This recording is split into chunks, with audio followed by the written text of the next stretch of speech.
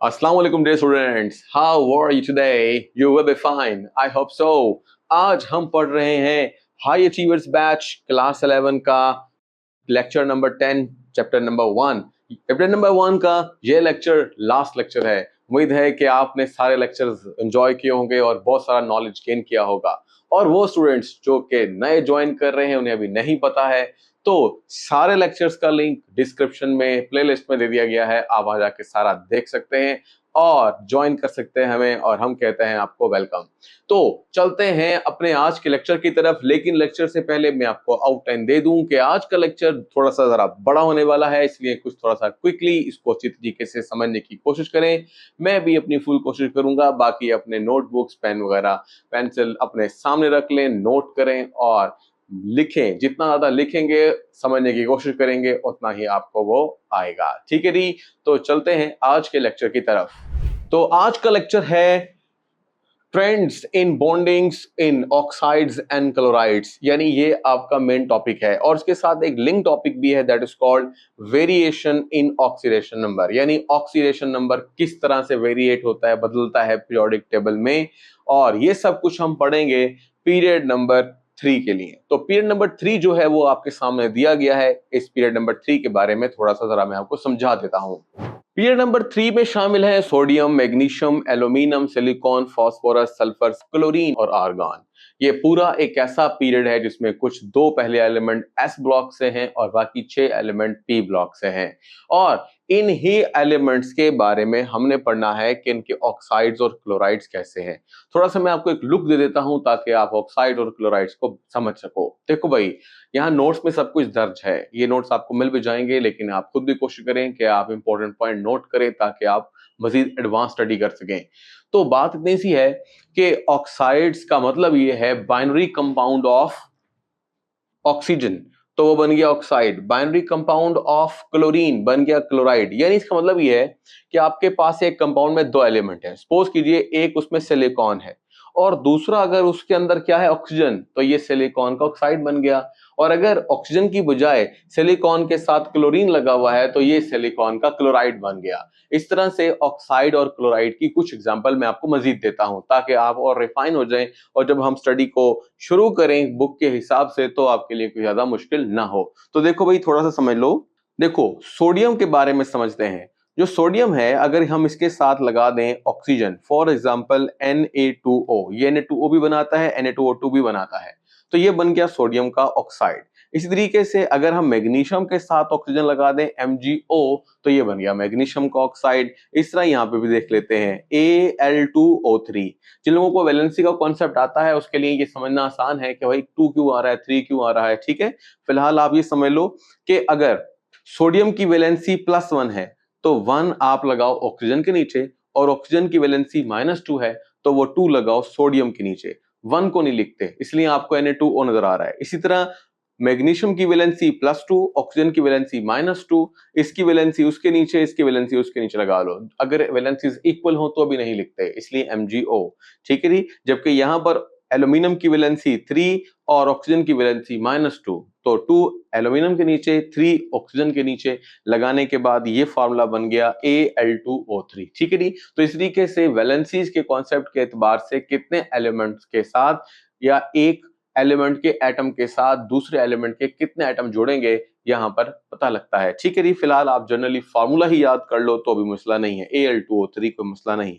इस तरह silicon oxide SiO2, फिर फास्फोरस ऑक्साइड P2O5, और सल्फर का जो ऑक्साइड आपके पास आने वाला है वो है SO2, और क्लोरीन का ऑक्साइड मुख्तलिफ हो सकते हैं, ClO, ClO2, ClO3 वगैरह वगैरह। ठीक है जी, तो फिलहाल मैं ClO के हिसाब से लिख देता हूं ताकि ऑक्साइड नजर आए, या आप Cl2O लिख लो, जो वैलेंसी जो तरीकाकार मैंने आपको पहले बताया हुआ है। ठीक है, ये असल में किसी कंपाउंड का हिस्सा होता है तो वहां पर काम आता है। मैं चंद आपको रिप्रेजेंटेशन के लिए ऑक्साइड दे रहा हूं, हो सकता है कि बुक की एग्जांपल थोड़ी थोड़ी सी उस कॉन्टेक्स्ट के हिसाब से हो जहां वो आएगा। इसके अलावा आर्गन, ये जो आर्गन है ये आपको फायदा देगा कि लास्ट जो आपके पास एलिमेंट है ये नोबल गैस का एलिमेंट है, ना ये रिएक्शन करता है, ना ये इलेक्ट्रॉन दे रहा है, ना ले रहा है, इसलिए इसके कंपाउंड या इसके क्लोराइड्स और इसके ऑक्साइड पढ़ने की जरूरत नहीं पड़ेगी। ठीक है जी, तो ये मैंने ऑक्साइड के बारे में बताया। अब जितनी मैंने एग्जांपल यहाँ पर आपको दी हैं ये सारी की सारी एग्जांपल जो हैं ये आपके पास ऑक्साइड्स ही हैं। इसके बाद अगर हम जिक्र करते हैं थोड़ा सा क्लोराइड्स के बारे में, तो क्लोराइड भी इसी तरह से आएगा। जैसे सपोज करो कि आपके पास सोडियम है तो वो बन जाएगा सोडियम क्लोराइड, ये तो सबको आता है। इस तरह मैग्नीशियम के बारे में आओ तो मैग्नीशियम क्लोराइड MgCl2। इस तरह एल्यूमिनियम क्लोराइड AlCl3। इसी तरीके से मजीद आगे चलो सिलिकॉन के बारे में तो SiCl4, PCl3 भी होता है, PCl5 भी होता है। और सल्फर के साथ चलो तो सल्फर की भी क्लोरीन के साथ कंपाउंड हो सकते हैं। ये बहुत कम है इसलिए बस इसको रिप्रेजेंटेशन के लिए HCl लिख रहा हूं, ठीक है, वरना आप लिख सकते हैं HCl2 भी बन सकता है और HCl6 भी बन सकता है, ठीक है जी। फिर आगे चलते हैं। इसके बाद क्लोरीन का क्लोरीन के साथ कंपाउंड नहीं बनेगा, इसलिए आप क्लोरीन यहां पर नहीं पढ़ोगे, ठीक है। हाँ, ये जरूर हो सकता है कि क्लोरीन के ऊपर चले जाओ फ्लोरीन के क्लोराइड्स मिल सकते हैं, इन्हें इंटर हैलोजन कंपाउंड कैसे कह सकते हैं, लेकिन हमारी बुक में इतना ज्यादा डीप नॉलेज नहीं होगा, इसलिए आपने उसको नहीं करना। तो ऑक्साइड्स और क्लोराइड्स के बारे में मैंने आपको थोड़ा सा लुक दे दिया है। अब चलते हैं मजीद आगे और देखते हैं कि हमारी बुक इसके बारे में क्या लिखती है। तो किताब में सबसे पहले जिक्र हो रहा है, देखो पहले मैंने जिक्र किया ए का मतलब है नेचर ऑफ ऑक्साइड, और बी का मतलब क्या होगा, बी का मतलब होगा कि नेचर ऑफ क्लोराइड, यानी दो टॉपिक ए और बी के अंडर आएंगे, सही है। तो फिलहाल ए को हम देखते हैं सारा और फिर उसके बाद बी को देखते हैं। लेकिन किताब ने इन दोनों को एक साथ क्यों लिखा हुआ है, इसकी वजह यह है कि जो बातें ए में है वही बी में है। इसका मतलब यह हुआ कि अगर आप एक पार्ट को अच्छी तरह से याद कर लो तो उनकी काफी सारी बातों को दूसरे पे अप्लाई कर दोगे, तो जो ऑक्साइड में आ रहा होगा वही क्लोराइड में भी आ रहा होगा, ठीक है जी। चलते हैं थोड़ा समझते हैं इसको क्या लिखता है। तो पहली लाइन में लिखता है oxides of group 1, 2 and 3 elements, यानी कि पहले तीन। अगर आप यहां से जिक्र करो पहले तीन के बारे में, देखो पहले तीन में क्या है, सोडियम मैग्नीशियम एल्यूमिनियम, तो ये कह रहा है 1, 2 एंड थर्ड एलिमेंट, यानी इस पूरे एलिमेंट में तीन एलिमेंट क्या करते हैं, कहता है हैव मोर आयनिक कैरेक्टर, उनका आयनिक कैरेक्टर ज्यादा है। अब सवाल यह है कि आयनिक कैरेक्टर ज्यादा क्यों है। आयनिक कैरेक्टर के ज्यादा होने की वजह इलेक्ट्रोनेगेटिविटी डिफरेंस होता है। सोडियम की इलेक्ट्रोनेगेटिविटी 0.7 के करीब है, जबकि ऑक्सीजन की इलेक्ट्रोनेगेटिविटी 3.5, तो ये तकरीबन 2.8 बना। अब आप ये देखो कि 2.8 एक इलेक्ट्रोनेगेटिविटी डिफरेंस है और ये एक बड़ा डिफरेंस होता है, ये बात हमेशा याद रखिएगा। और यही चीज अगर दोबारा देखें, सपोज कीजिए कि हमारे पास आता है क्लोरीन, इलेक्ट्रोनेगेटिविटी तकरीबन बनती है 3.2, जो ऑक्सीजन है वो वही 3.5, तो ये जो आपके पास डिफरेंस है ये इंतहाई क्या है, कम है। तो आप ये देख रहे हो कि इलेक्ट्रोनेगेटिविटी डिफरेंस जो है 2.8 से शुरू कर आप 0.3 की तरफ आओगे। मतलब ये मैंने तकरीबन दो एक्सट्रीम्स ले लिए हैं और दोनों एक्सट्रीम्स के दरमियान ये बात बताने की कोशिश की है कि इलेक्ट्रोनेगेटिविटी डिफरेंस डिक्रीजेस। अब जितना इलेक्ट्रोनेगेटिविटी डिफरेंस ज्यादा होता है, कहा जाता है 1.7 से ज्यादा होता है, तो वो कंपाउंड उतना ज्यादा आयनिक नेचर का होता है या उसका बॉन्ड आयनिक नेचर का होता है। और अगर हम इलेक्ट्रोनेगेटिव डिफरेंस को कम कर दें तो उतना ही इलेक्ट्रोनेगेटिव डिफरेंस के कम होने से जो बॉन्ड की नेचर है वो कोवलेंट की तरफ शिफ्ट हो जाती है। तो हम क्या यूं भी कह सकते हैं कि जैसे जैसे हम लेफ्ट टू राइट जाएंगे तो कंपाउंड्स की, यानी ऑक्साइड्स हो या क्लोराइड्स, उनकी जो इलेक्ट्रोनेगेटिव डिफरेंस है वो कम होने की वजह से जो ट्रेंड है वो आयनिक नेचर से शिफ्ट होकर कोवलेंट नेचर की तरफ आ जाएगा। तो ये आपने याद रखना है कि आयनिक और कोवलेंट किस तरह से। और दूसरा, जितना कंपाउंड ज्यादा आयनिक होगा वो उतना स्ट्रॉन्गर बॉन्ड होगा। तो हम पढ़ रहे थे कि ऑक्साइड्स ऑफ ग्रुप 1, 2, 3 एलिमेंट्स, जैसे कि सोडियम ऑक्साइड की उसने example they the, have more ionic character. ये आयनिक कैरेक्टर समझाने के लिए मैंने आपको सारा बताया कि किस तरीके से आयनिक कैरेक्टर को आप समझ सकते हो, ठीक है। ये शिफ्ट होता है फ्रॉम लेफ्ट टू राइट।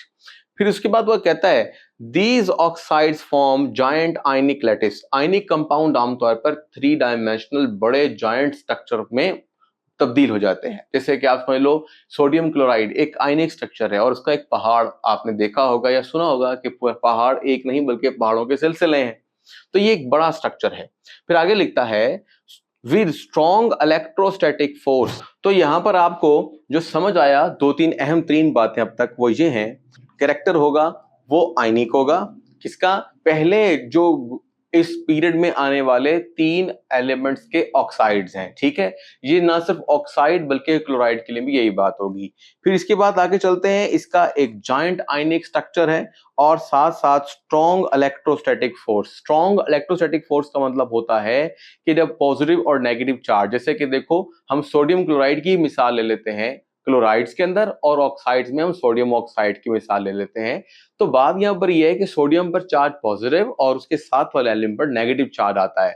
जब ये पॉजिटिव और नेगेटिव आपस में मिलते हैं तो मिलने पर जो नया बॉन्ड बनता है उसको आयनिक बॉन्ड तो कहते हैं, लेकिन उसको इलेक्ट्रोस्टैटिक फोर्स भी बोलते हैं, चार्जेस के आपस में अट्रैक्ट होने से बनने वाली फोर्स। तो ये आपने 3 यहां पर अहम बातों को याद कर लेना है। तो इसके बाद आगे चलते हैं, वो क्या कहता है, ऑक्साइड्स ऑफ ग्रुप 4, 5, 6। अब वो आगे चल रहा है 1, 2, 3 से मैं समझा के आ गया हूं आपको, लेकिन अब वो आगे खुद चल रहा है कि 1, 2, 3 के बाद जो आगे वाले कंपाउंड होंगे 7 तक सेकंड पार्ट में, जैसे कि उसने एग्जांपल सल्फर डाइऑक्साइड की दी है, मैंने ऊपर लिख दिया है, आर मोर कोवेलेंट, ये ज्यादा कोवेलेंट होते हैं। मैंने यही कहा कि जो ट्रेंड होगा वो शिफ्ट होगा फ्रॉम आयनिक टू कोवेलेंट। तो पहले उसने आयनिक वाली मिसालें दी, अब मिसाल दे रहा है कोवेलेंट वाली। तो यहां पे लिखता है they exist as covalent molecule with weak intermolecular forces. ये वाली बात तो समझ में आ गई। जब वो पहले कह रहा था कि बॉन्डिंग स्ट्रांग होती है वो आयनिक कंपाउंड की शक्ल में, और कोवेलेंट बॉन्ड की या कोवेलेंट कंपाउंड की शक्ल में वो क्या हो जाएंगी, वीक हो जाएंगी। तो इस तरह से weak intermolecular forces are there. This change from ionic to covalent is due to the increase electronegativity and decrease ionic character. ये वाली बात दोनों ही समझ में आपको आ जानी चाहिए क्योंकि मैंने आपको समझाई। देखो वो क्या कहता है कि आयनिक से कोवेलेंट की तरफ शिफ्ट होने पर ये क्यों हुआ है, इसकी रीजन इलेक्ट्रोनेगेटिविटी। अगर आप यहां पर इलेक्ट्रोनेगेटिविटी डिफरेंस लिखो तो भी अच्छी बात है, ठीक है। इलेक्ट्रोनेगेटिविटी अगर डिफरेंस लिखोगे तो डिफरेंस मैंने क्या बताया, डिक्रीज हो रहा है, इलेक्ट्रोनेगेटिविटी इंक्रीज हो रही है, दोनों में डिफरेंस रखेगा। Electronegativity is a different thing than electronegativity difference. Difference में पूरे कंपाउंड को हम जोड़ते हैं, एक कंपाउंड में 2 एलिमेंट है, दोनों की इलेक्ट्रोनेगेटिविटी का डिफरेंस निकाला जाता है।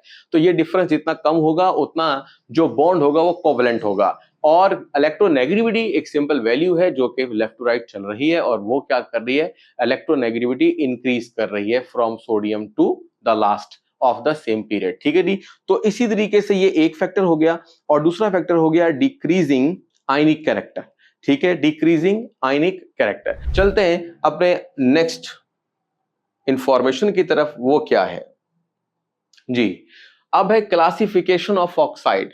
अब जो हमने अभी बात समझी है उन्हीं की बिना पर क्लासिफिकेशन हो जाएगी। सपोज कीजिए कि हमारे पास पहले तो ऑक्साइड की डेफिनेशन है वो मैं ऑलरेडी दे चुका हूं, binary compound of oxygen, simple सी तारीफ है, लेकिन हमारी बुक ने कुछ लिखी है, हम भी उसी तरह से करते हैं। तो ऑक्साइड्स आर बाइनरी कंपाउंड्स, यानी एक कंपाउंड है उसमें 2 एलिमेंट है, formed by the reaction of oxygen with other element, यानी उसमें कंपाउंड में 2 में से एक एलिमेंट तो ऑक्सीजन ही होगा और दूसरा कोई दूसरा हो सकता है, sodium, magnesium, aluminium, sulphur, oxygen, कुछ भी। अच्छा जी, oxides are of the following types. Number 1 basic oxide. अब बेसिक ऑक्साइड होंगे और एसिडिक ऑक्साइड्स होंगे, इनके बारे में हम थोड़ा थोड़ा डिस्कस करते हैं। Basic oxide, the oxide which produce alkali on reaction with water called basic oxide. यानी अब आप ऑक्साइड बना रहे हो, आपने बना लिया है, जैसे कि हमने शुरू में सीख लिया ऑक्साइड की बहुत सारी क्या कहते हैं एग्जांपल्स। अब उन ऑक्साइड को पानी में डाल देते हो, अगर वो ऑक्साइड पानी में जाकर अल्कली बना देता है, बेस नेचर का हो जाता है, तो फिर हम कहेंगे कि वो ऑक्साइड अल्कलाइन ऑक्साइड है, ठीक है, या आप कह लो वो बेसिक ऑक्साइड है। तो बेसिक ऑक्साइड को थोड़ा सा अगर आप आखिर में देखो, जैसे कि इस जगह पर देखो, इस जगह पर क्या लिखा हुआ है, सपोज करो कि ये आपके पास एक Na2O ऑक्साइड है, ठीक है, इसको आपने डाला पानी में, पानी में डालने के बाद ये बन गया सोडियम हाइड्रोक्साइड, एक ऐसी शय जो OH आयन देने की सलाहियत रखती है, वो बेसिक होती है। तो इसका मतलब ये हुआ कि हम ये कहेंगे कि ये जो ऑक्साइड है जो पानी में जाकर क्या बना रहा है, एक बेस, इस ऑक्साइड को हम कहेंगे बेसिक ऑक्साइड। इस तरीके से आप बेसिक ऑक्साइड को डिफाइन कर रहे हो। अब इसी ऑक्साइड की कुछ प्रॉपर्टीज भी हैं, प्रॉपर्टीज बड़ी आसान सी हैं।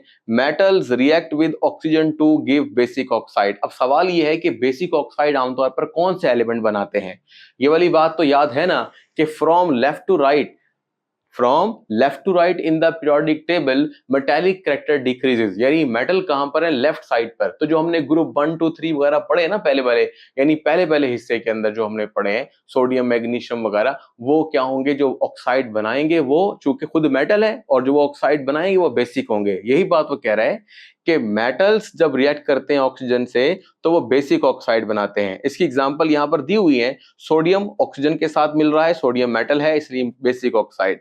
कैल्शियम मेटल है, ऑक्सीजन से मिल रहा है तो बेसिक ऑक्साइड। बेरियम ऑक्साइड भी क्या होगा, एक मेटेलिक ऑक्साइड है और ये भी बेसिक नेचर का होगा। ठीक है, तो ये आपने बात समझी। इसके बाद वो कहता है these oxides are usually ionic in nature. ये वाली बात तो शुरू में आ गई कि आयनिक नेचर में कौन होगा, वो शुरू के ऑक्साइड होंगे और आखिर के ऑक्साइड कोवेलेंट नेचर के होंगे।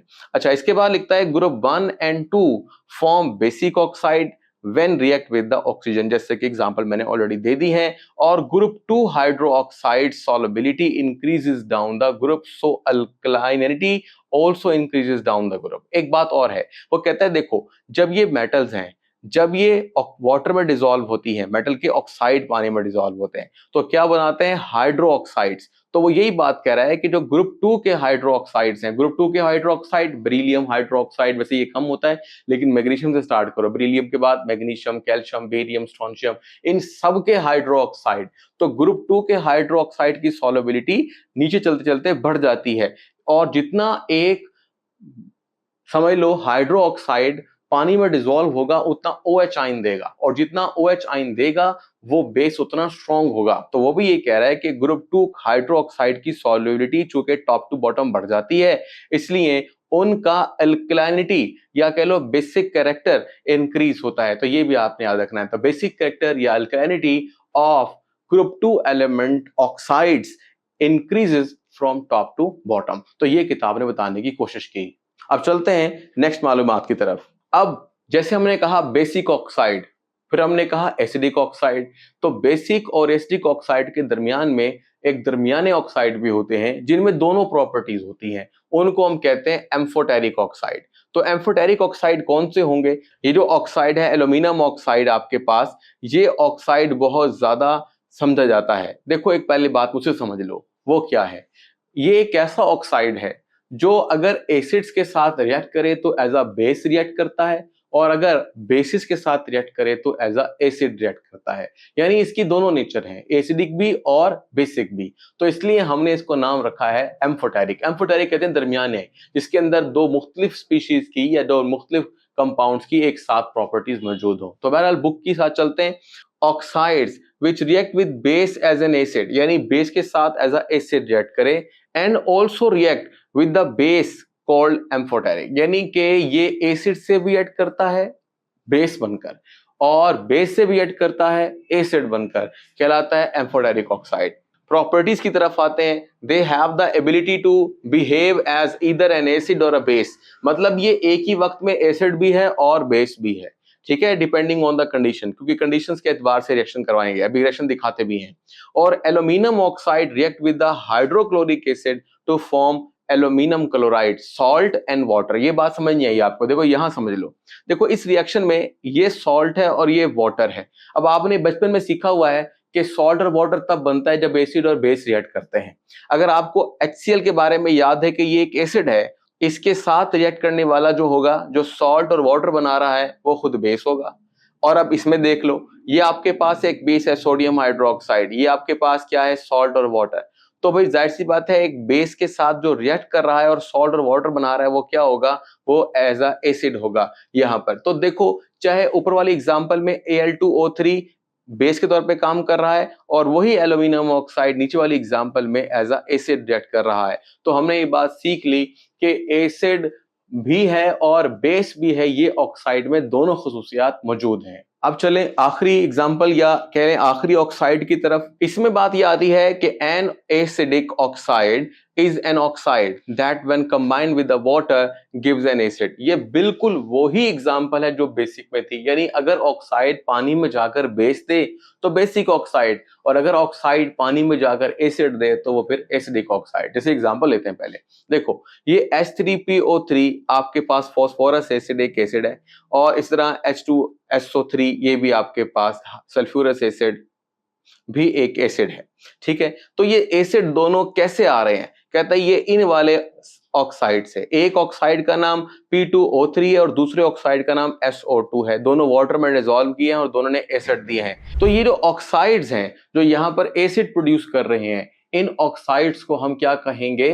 हम कहेंगे ये हैं जी एसिडिक ऑक्साइड। व्हाई?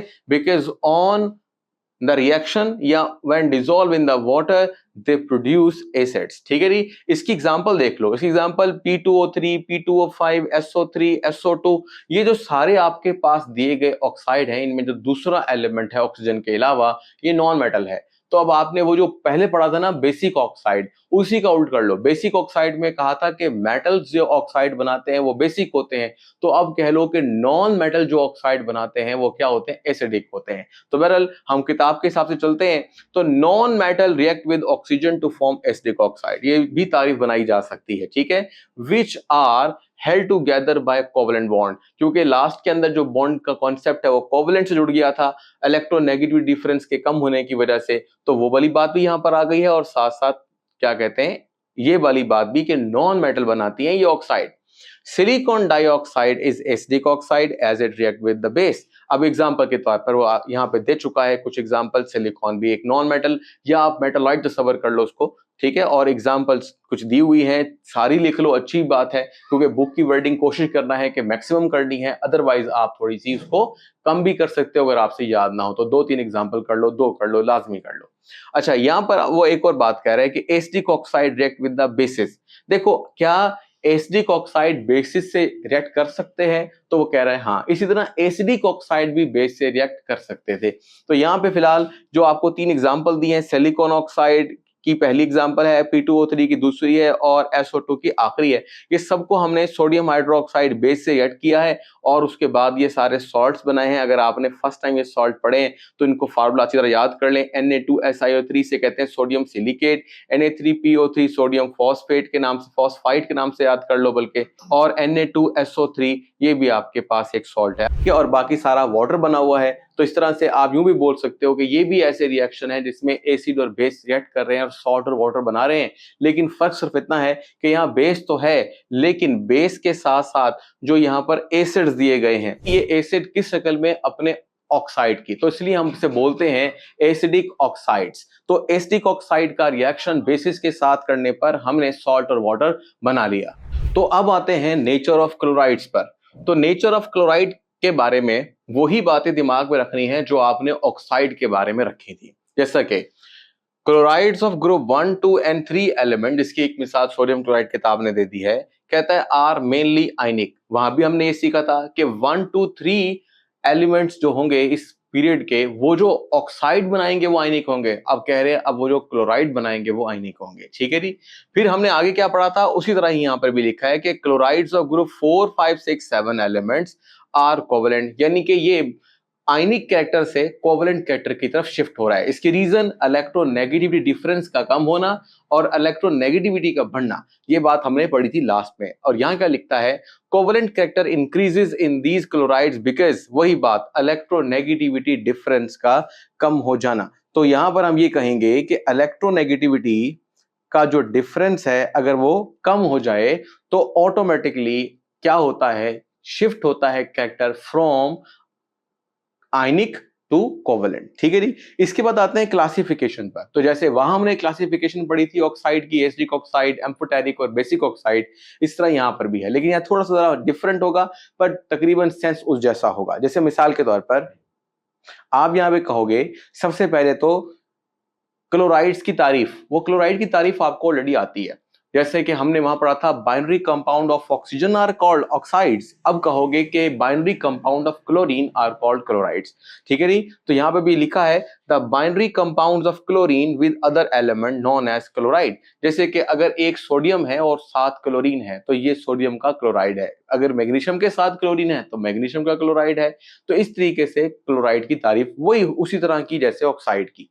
इसके बाद आता है chlorides are of the following types. Number 1 neutral chloride. Neutral chloride, अच्छा अब आपने अपनी पिछली क्लासेस में ये बात सीखी हुई है कि एसिडिक, बेसिक या न्यूट्रल होने में पीएच स्केल का एक किरदार होता है। तो हमने ये बात पढ़ी हुई है कि अगर कोई सॉल्यूशन का पीएच 7 है तो वो न्यूट्रल कहलाएगा, और अगर 7 से ज्यादा है तो वो बेसिक कहलाएगा, और 7 से कम है तो एसिडिक कहलाएगा। ये वाली बात अपने दिमाग में रखो और उसी तरीके से यहाँ पर आ जाओ, ये इंशाल्लाह आपको अब समझ आ जाएगी।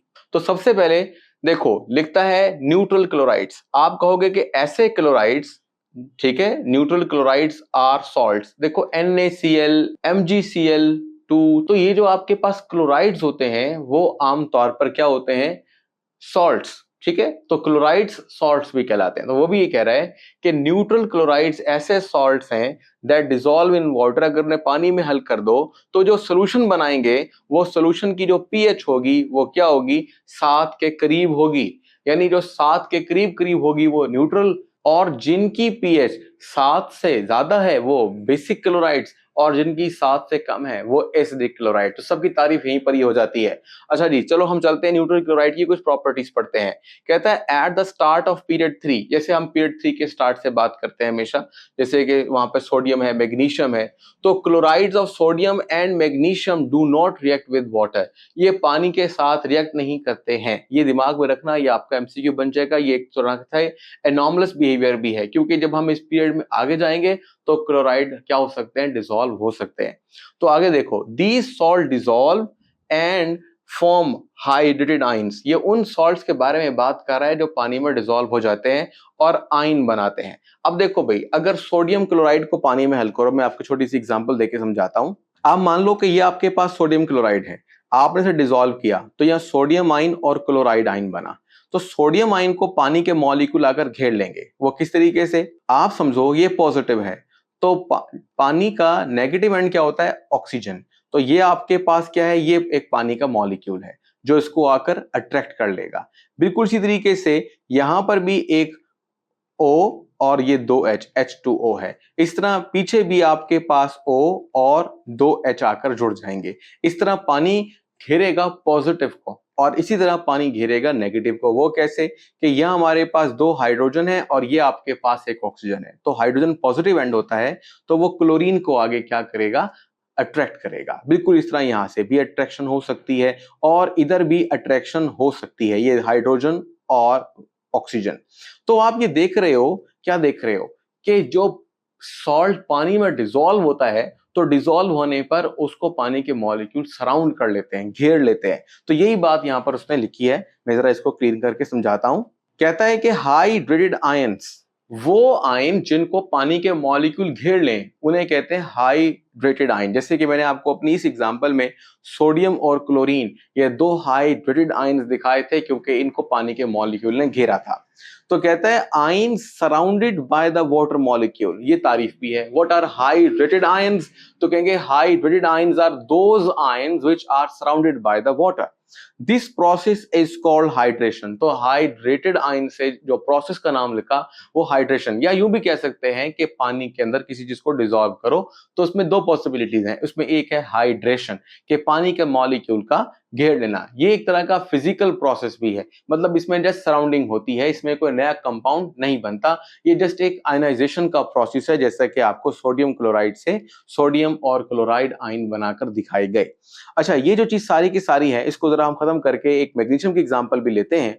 अब मैग्नीशियम के बारे में भी यही है, ये मैग्नीशियम का क्लोराइड है, इसको आपने पानी में डाला तो मैग्नीशियम आयन और क्लोराइड आयन बन जाएंगे। यहां पर आपको दी गई है पीएच। देखो जब ऐसा साइन लगता है तो इसका मतलब होता है अप्रोक्सीमेटली, ठीक है। तो यहां पर ये अप्रोक्सीमेट साइन लगा हुआ है, इसका मतलब है कि जो पीएच है मैग्नीशियम क्लोराइड की सॉल्यूशन की वो ऑलमोस्ट 6.5 है, जो 7 के करीब तरीन लगती है। इसलिए इन दोनों सॉल्ट्स के सॉल्यूशंस को हम बोलेंगे न्यूट्रल और क्लोराइड्स को बोलेंगे न्यूट्रल क्लोराइड्स, ठीक है जी। तो अब आपको समझ में आ गया कि न्यूट्रल क्लोराइड क्या है। इसके अलावा यहाँ छोटी सी इंफॉर्मेशन है, most of the group 1 and 2 chlorides form neutral solution. यानी कि अगर कोई पूछता है न्यूट्रल सोल्यूशन कौन बनाता है तो आप कहेंगे ग्रुप 1 और ग्रुप 2 के एलिमेंट्स, ठीक है जी। चलते हैं नेक्स्ट अपने क्लोराइड की तरफ। जो नेक्स्ट क्लोराइड है वो आपके पास है एसिडिक क्लोराइड। एसिडिक क्लोराइड वो क्लोराइड होंगे जिनकी पीएच 7 से क्या होगी, कम होगी। ठीक है जी, तो ये आपने दिमाग में रखना है कि 7 से कम रखने वाले वो क्लोराइड्स अपने सोल्यूशन की पीएच बता रहे हैं उनकी।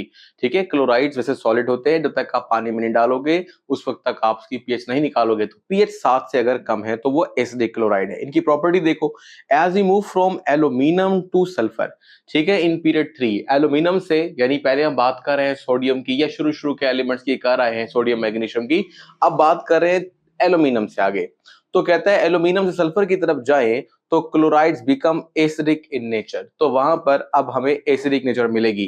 This reaction with water is called hydrolysis. ये वाली बात आपने दिमाग में रख लेनी है कि हाइड्रोलिसिस और लास्ट टाइम पढ़ा था हाइड्रेशन। हाइड्रेशन और हाइड्रोलिसिस में बेसिक डिफरेंस ये है कि देखो, हाइड्रेशन में मैंने क्या बताया था आपको कि आपके पास ये O है और ये आपके पास 2 H है, तो ये ऐसा ही रहने वाले हैं। लेकिन हाइड्रोलिसिस में क्या होगा कि हाइड्रोजन आयन अलग और OH आयन अलग हो जाएंगे और ये आयन जो वाटर के हैं टूट जाएंगे, हाइड्रोलिसिस हो गई है, और ये रिएक्ट भी करेंगे उन आयंस के साथ जो कि अभी आप पढ़ने वाले हो। देखो कौन से क्लोराइड्स हैं वो जो कि आयन बनाएंगे। सपोज कर लो कि आपके पास एल्यूमिनियम क्लोराइड है।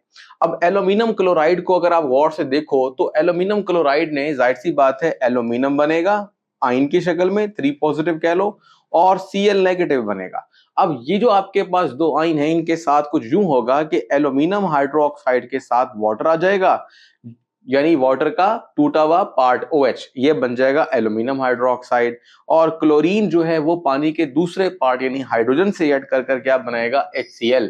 तो वाटर यहां पर कंप्लीटली रिएक्ट कभी कर रहा है, इसलिए यहां पे एक वर्ड इस्तेमाल हुआ है हाइड्रोलिसिस। ठीक है जी, चलते हैं अपनी बुक वर्डिंग की तरफ। तो देखो वही बात, this reaction with water is called hydrolysis. ठीक है जी, हाइड्रोलिसिस तक पहुंचे। फिर लिखता है when AlCl3 dissolve in water it forms aluminium ion. जैसे बता दिया है कि जब डिसॉल्व करोगे तो एल्यूमिनियम आयन भी बनेंगे, क्लोराइड आयन भी बनेंगे, और फिर वो क्या करेंगे, रिएक्ट भी करेंगे। The aluminium ion gets hydrated, मतलब उनके साथ OH आके जुड़ जाएंगे।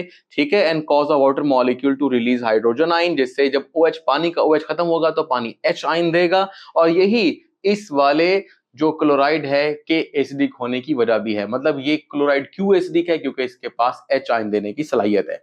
This process makes a solution acidic, और ये आपको एग्जांपल तो मैंने समझा ही दी है। इसके अलावा कुछ अदर एग्जांपल भी हैं, ये SiCl4 की एग्जांपल है, यानी सिलिकॉन क्लोराइड की, और नीचे वाली फास्फोरस क्लोराइड की एग्जांपल है।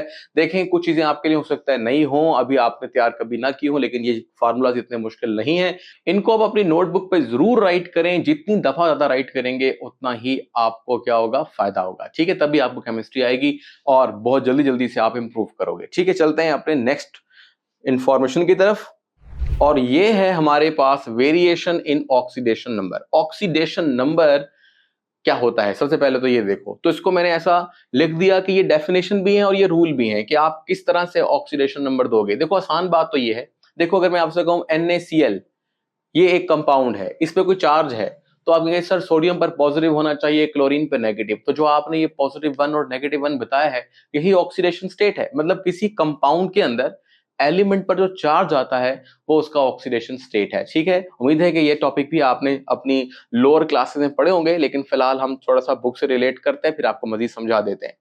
Oxidation number also called oxidation state, तो अगर आपने इसको ऑक्सीडेशन स्टेट के हिसाब से पढ़ा है या ऑक्सीडेशन नंबर के हिसाब से, तो आपका जो सेंस है वो सेम रहना चाहिए। Is the formal charge on atom in a molecule और आयन, यानी आपके पास एक मॉलिक्यूल हो सकता है। जैसे अगर मैं आपसे कहूं कि मेरे पास एक मॉलिक्यूल है, ये मॉलिक्यूल है सपोज कीजिए SO3, तो SO3 में जो सल्फर है उस पर चार्ज आएगा पॉजिटिव और ऑक्सीजन पर आएगा नेगेटिव। और कितना कितना आएगा, एक ऑक्सीजन पर अगर 2 चार्ज होता है तो 3 ऑक्सीजन पर 6 होगा, तो ये कुल मिलाकर -6। तो सल्फर पर +6, ये दोनों को इक्वल होना चाहिए न्यूट्रल मॉलिक्यूल के अंदर।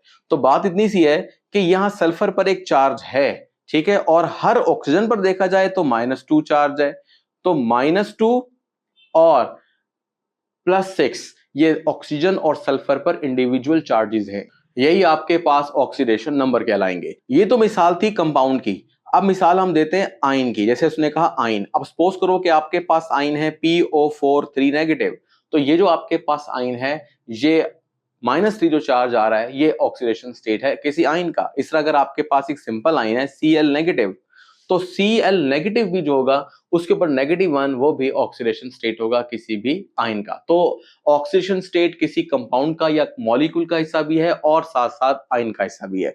ठीक है जी, तो ये आपको इंशाल्लाह समझ में आ जाएगा। इसको 2-3 दफा रीड कर लो। In ionic compound it is a charge on the ion, यानी अगर आयन है तो जो उस पर चार्ज है वो उसका ऑक्सीडेशन स्टेट है।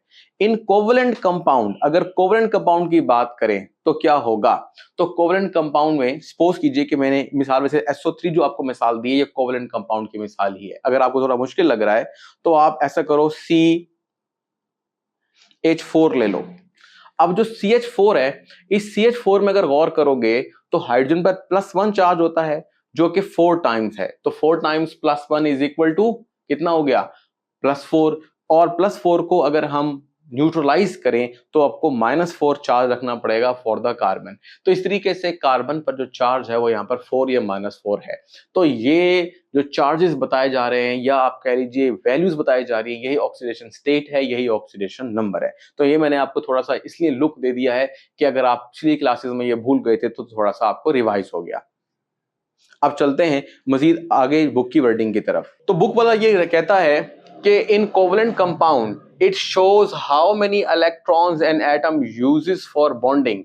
देखो अगर आपके पास सपोज कीजिए कि एक सोडियम है, तो सोडियम कितने इलेक्ट्रॉन देता या लेता है, एक इलेक्ट्रॉन देता है अपना ऑक्टेट कंप्लीट करने के लिए, ये भी उसका ऑक्सीडेशन स्टेट है। क्लोरीन एक इलेक्ट्रॉन लेता है, ये उसका ऑक्सीडेशन स्टेट है। तो आयनिक कंपाउंड चूंकि आयंस की वजह से बनते हैं, कंप्लीट ट्रांसफर ऑफ इलेक्ट्रॉन्स की वजह से बनते हैं, तो इलेक्ट्रॉन का जितना खारिज करना या जितना लेना है वो भी ऑक्सीडेशन स्टेट के जुमरे में आता है। इसको आप आम जुबान में वैलेंसी भी बोल सकते हो। तो वैलेंसी हो, ऑक्सीडेशन नंबर हो या ऑक्सीडेशन स्टेट हो, इनमें खासी हद तक क्या है, मुताबिकत पाई जाती है। लेकिन ये कॉन्सेप्ट के हिसाब से वैलेंसी ऑक्सीडेशन नंबर से थोड़ा सा मुख्तलिफ भी होती है। बट फिलहाल अगर आप इसको लाइटर नोट पढ़ लो तो ये दोनों सेम भी है। तो इसके बाद वो लिखता है oxidation number variation in third period. अब थर्ड पीरियड में ऑक्सीडेशन कैसे चेंज होती है, अगर आप डायरेक्टली टेबल की तरफ आ जाओ तो आपको यहां पर देखने को कुछ मिलेगा। वो क्या, वो कहते हैं सोडियम पर चार्ज क्या है, +1, जब वो Na2O की शक्ल में होगा, और जब वो MgO की शक्ल में होगा तो मैग्नीशियम पर चार्ज क्या होगा, +2। इस तरह एल्यूमिनियम पर +3, इस तरह से सिलिकॉन पर +4 और +5 +3। वेरिएबल ऑक्सीडेशन स्टेट भी हो सकती है फास्फोरस की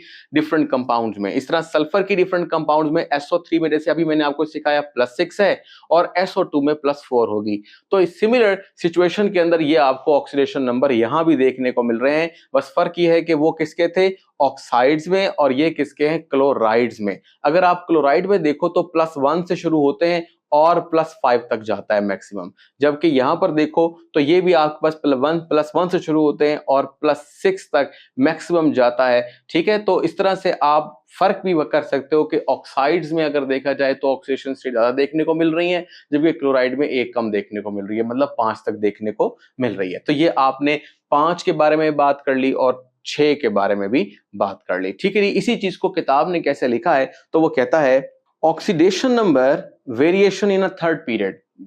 तो कैसे लिखता है, कहता है ये in a third period the oxidation number of an element in oxide और क्लोराइड इज यूजुअली पॉजिटिव।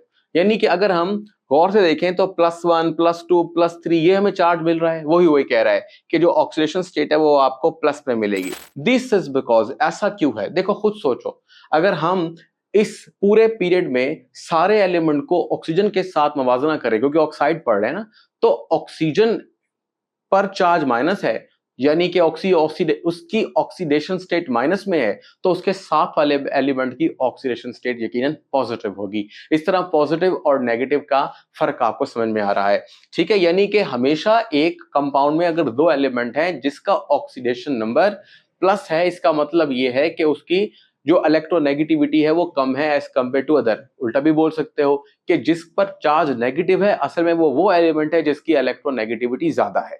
तो यही बात आपको समझ में आ रही है कि ऑक्साइड के मामले में तो आपको सारे के सारे पॉजिटिव ही दिखेंगे, क्योंकि ऑक्सीजन सबसे ज्यादा इलेक्ट्रोनेगेटिव एलिमेंट है, इसलिए उस पर चार्ज नेगेटिव और बाकी इस पर चार्ज पॉजिटिव ही दिखेगा। फिर इसके बाद आगे चलते हैं, वो कहता है the group number also correspond to the oxidation number। Of an element. जो ग्रुप का नंबर है वो भी ऑक्सीडेशन नंबर किसी हद तक बता सकता है। जैसे मिसाल के तौर पर हम ये कहते हैं कि सोडियम पहले जो है वो ग्रुप में है, इसलिए ऑक्सीडेशन नंबर 1 है, मैग्नीशियम दूसरे में है, एल्यूमिनियम तीसरे में है, सिलिकॉन चौथे ग्रुप में है, तो जो ग्रुप नंबर है वो ऑक्सीडेशन नंबर भी है। ऐसा भी होता है, लेकिन वेरिएबल ऑक्सीडेशन स्टेट में थोड़ा सा आपको मजीद भी कॉन्सेप्ट होना चाहिए कि किस तरीके से आप उसको निकाल पाओगे ऑक्सीडेशन स्टेट को। ठीक है जी। इसके बाद आता है ट्रेंड्स। ट्रेंड देखो भाई, इन ऑक्साइड्स और क्लोराइड बता मैं आया हूं, वही दोबारा से बुक की वर्डिंग है। Oxidation number increases from +1 to +6। तो अगर इसको हम देखें, ये आपके पास +1 है और ये आपके पास +6 है। सल्फर तक चलते चलते sodium, magnesium, aluminium, silicon, phosphorus और सल्फर तक चलते चलते आपको ऑक्सीडेशन स्टेट +1 से +6 तक मिलेगी। और जब बात करते हैं क्लोराइड्स की, तो oxidation number rises from +1 in sodium to +5 in phosphorus. यही चीज आपको नजर आ रही है, +1 से लेकर +5 जो कि फास्फोरस के लिए है। बाकी ऑक्सीडेशन स्टेट वेरी भी करती है डिफरेंट कंपाउंड में।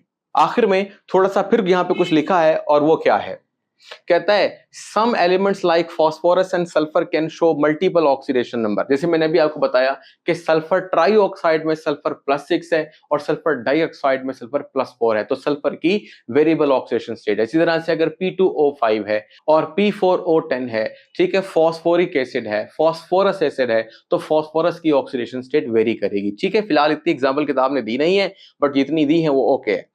Why do some elements have multiple oxidation state? ऐसा क्यों होता है कि एक ही एलिमेंट की डिफरेंट ऑक्सीडेशन स्टेट होती है? इसको कैसे आप साबित करोगे? इसके लिए पहले हम बुक का आंसर चेक करते हैं। जैसे कि ये देखो, बुक लिखती है phosphorus and sulfur can use empty 3d orbitals to expand their octet. This allows them to form more bonds and show higher oxidation state. अब ये आपको बात समझ नहीं आएगी कि ये 3D या कह लो कि जो D है उसको किस तरीके से इस्तेमाल करना होता है। मैं थोड़ा सा आपको जरा समझा देता हूं ताकि आपको पता चल जाए। हम मिसाल ले लेते हैं सल्फर से। सल्फर का जो एटॉमिक नंबर होता है वो होता है 16। तो इसकी इलेक्ट्रॉनिक कॉन्फ़िगरेशन करो, 1s2 2s2 2p6 3s2। कितने इलेक्ट्रॉन हो गए? 2 और 2 4 और 6 10 और 2 12। इसके बाद कितने रह गए? 4। तो हम यहां लिखते हैं 3px 3py 3pz। ठीक है जी। अब इसमें क्या होगा, अब हमारे पास 4 इलेक्ट्रॉन बाकी थे, तो 1 2 3 और ये 4। तो आपके पास 2 2 4 6 10 2 12 और 12 और 4 16 इलेक्ट्रॉन यहाँ पे मौजूद है। ठीक है, अगर आपको इलेक्ट्रॉनिक कॉन्फ़िगरेशन नहीं आती है तो कोई मसला नहीं है, ये मैं आपको सिखा दूंगा। नेक्स्ट चैप्टर में भी हमारे पास बहुत सारी इलेक्ट्रॉनिक कॉन्फ़िगरेशन है, और ये जो अगर आपको px py pz का नहीं पता तो ये भी आपके पास नेक्स्ट चैप्टर के अंदर तफसील से आएगा। लेकिन अभी फिलहाल समझने के लिए हम ये बात समझ रहे हैं कि ये इलेक्ट्रॉनिक कॉन्फ़िगरेशन है। अच्छा, इसके बाद 3p के बाद क्या होता है? देखो, तीसरे शेल में s ऑर्बिटल भी होता है, p ऑर्बिटल भी होता है और d ऑर्बिटल भी होता है।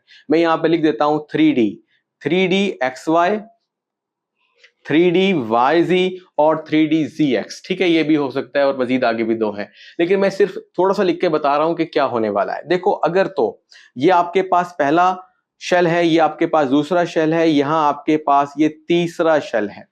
अब तीसरे शेल के अंदर अगर तो हम ये कहते हैं कि सल्फर सिर्फ ये 2 इलेक्ट्रॉन इस्तेमाल कर रहा है बॉन्डिंग बनाने में, तो उसकी सल्फर की ऑक्सीडेशन स्टेट +2 होगी।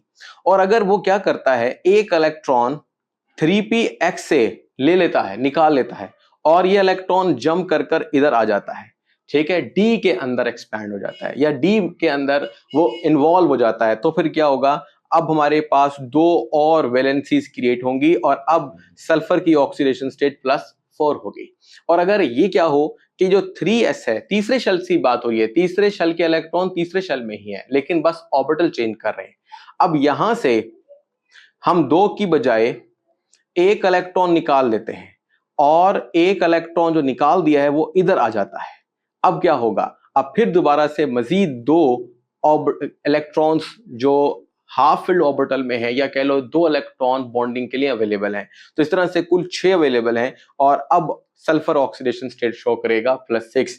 तो अब मैंने आपको ये बात समझाई कि देखो, आप सल्फर को देखो तो सल्फर दो वैलेंसी भी शो करता है, जैसे आप H2S हाइड्रोजन सल्फाइड में देखोगे, मैं लिख देता हूं H2S।